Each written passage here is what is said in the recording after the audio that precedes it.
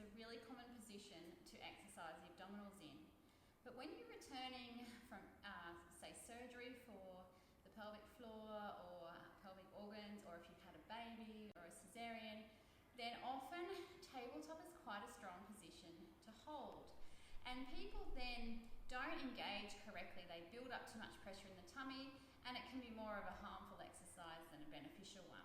So I thought I'd show you how you can modify tabletop position. So if you're in a class or you're doing exercises at home and you feel like you just can't feel your pelvic floor and lower tummy holding in that position, how to modify it so you'll better be able to feel it. So let's come down onto our backs.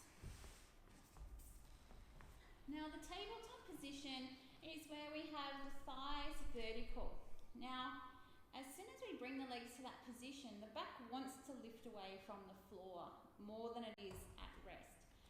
And it can be quite challenging on the tummy muscles to maintain that position. So if you're unable to still feel your pelvic floor drawing in and your lower abdominals drawing in, and it just feels like there's all this build up of pressure in your tummy, then you may need to use some different techniques to make the exercises more effective.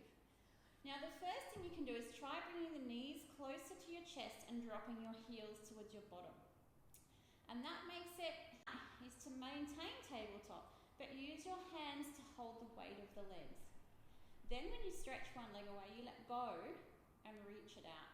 Catch it when it comes back in, so that you've still got the support of the other leg. You're holding the weight of one leg and just stretching one away. Also remember, especially with leg stretch and toe taps, the further away from vertical you are, the harder it is on the tummy. So make sure you can still feel that engagement. You may need to take the leg higher, or with toe taps you may need to tap it down closer to your body rather than further away. So hopefully that helps, so that you can do a much more effective exercise program without straining that abdominal wall.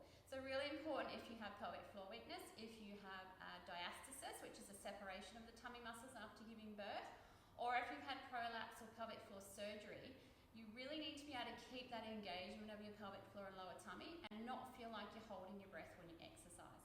So try those little modifications to see if that helps.